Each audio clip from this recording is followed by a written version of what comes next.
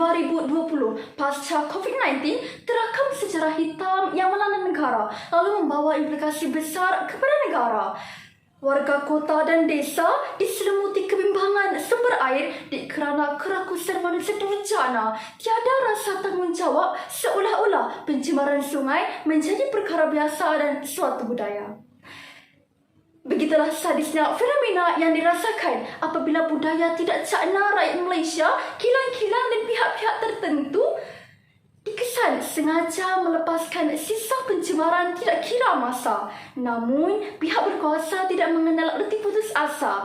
Akhirnya, disuratlah undang-undang yang lebih tegas oleh Lembaga Urus Air Selangor Luas dalam pindaan enakmen denda RM500,000 ditingkatkan kepada RM1 juta serta pelaksanaan pelan 30 tahun kelestarian perkhidmatan air dijadikan amalan untuk menegah dan mengawal situasi kritikal ini. Dengan lafaz Bismillahirrahmanirrahim, pembuka bicara, saya Amani binti Ilyas dari Sekolah Agama Menengah Rawang akan menyampaikan pengucapan awam yang bertajuk Kepentingan Sungai Terhadap Biodiversiti. Hadirin, sebelum meneruskan wacana pengucapan awam pada hari yang penuh barakah, izinkan saya mendefinisikan frasa-frasa penting yang mendasari tajuk tersebut.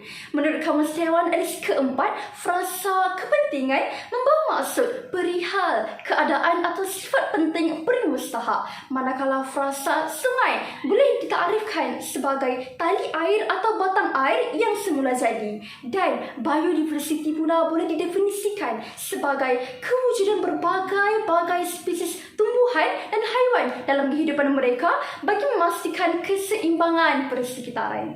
Pendek kata, kepentingan sungai terhadap biodiversiti boleh didefinisikan sebagai satu keadaan sungai yang penting bagi memastikan kewujudan spesies tumbuhan dan haiwan. Persoalannya, apakah kepentingan sungai terhadap biodiversiti? Bagi mengupas segala persoalan, 3 pragmatik perdana akan saya bawakan anda bersama saya. Hadirin pemegang amanat bangsa, pragmatik saya yang pertama, kepentingan sungai ialah menghasilkan kestabilan ekosistem biodiversiti. Sungai merupakan nadi kehidupan kita. Antara contoh sungai terkemuka di negara kita ialah Sungai Perajang, Sungai Kelang, Sungai Gombak, Sungai Kinabatangan, Sungai Mulau dan Sungai Muar dan sebagainya. Namun begitu, selaras dengan peralihan zaman, masalah pencemaran air semakin menjadi-jadi. Pencemaran yang berlaku telah mengakibatkan kawasan tadahan air dimusnahkan. Hal ini juga telah banyak memberikan implikasi yang buruk kepada tumbuh-tumbuhan, hidupan akuatik dan manusia. Pembuangan sampah sarap dan sisa toksik ke dalam sungai telah membawa kepada pencemaran sungai. Sungai tercemar akan menjadi semakin cetek dan mudah menyebarkan penyakit kencing tikus. Lama-kelamaan, dunia juga akan menghadapi krisis bekalan air bersih. Untuk memastikan masyarakat sedar dan tahu akan kepentingan sungai, media massa telah menjalankan peranan mereka dengan efisien sekali. Persoalannya, adakah media massa sahaja yang bertanggungjawab mendidik manusia terhadap kepentingan sungai? Sudah tentu tidak, kerana perkara ini meliputi semua pihak, terutamanya sesebuah masyarakat itu sendiri. Dengan ini, kita wajiblah mengekalkan kebersihan sungai sebelum keadaan sungai menjadi teruk, kerana sediakan payung sebelum hujan. Hadirin yang bervisi, pragmatik saya yang kedua, kepentingan sungai juga berfungsi sebagai kawasan habitat semula jadi hidupan akuatik seperti ikan dan udang. Kewujudan hidupan tersebut dapat membantu mengekalkan ekosistem alam sekitar dan mengekalkan rantaian makanan semula jadi.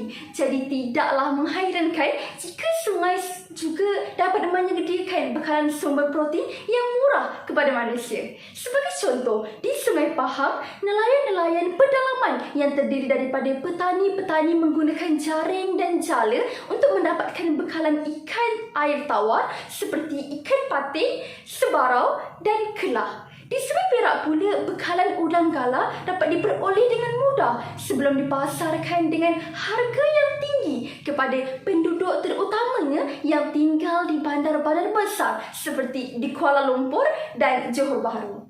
Jelaslah bahawa pada hari ini sungai masih penting penting kerana selain dapat membekalkan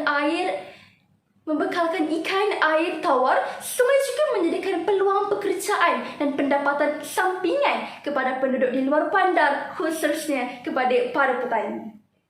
Hadirin yang dikasihi, pragmatik ketiga, sungai dan biodiversiti sangat berkait rapat sebagai sumber perubatan dan R&D.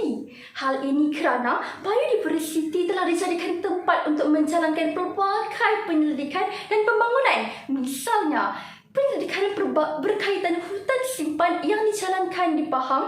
Penyelidikan ini dijalankan bagi menjamin kelestarian alam. Tegaslah bahawa penjagaan sungai terhadap biodiversiti adalah penting kerana memastikan kita mendapat segala keperluan dan juga membantu dalam penjanaan ekonomi negara. Hadirin yang dihormati, sebagai penutup tirai pengucapan awam, dapatlah saya simpulkan bahawa sungai merupakan ciptaannya yang amat penting kerana banyak memberi kemaslahatan dalam kehidupan harian manusia.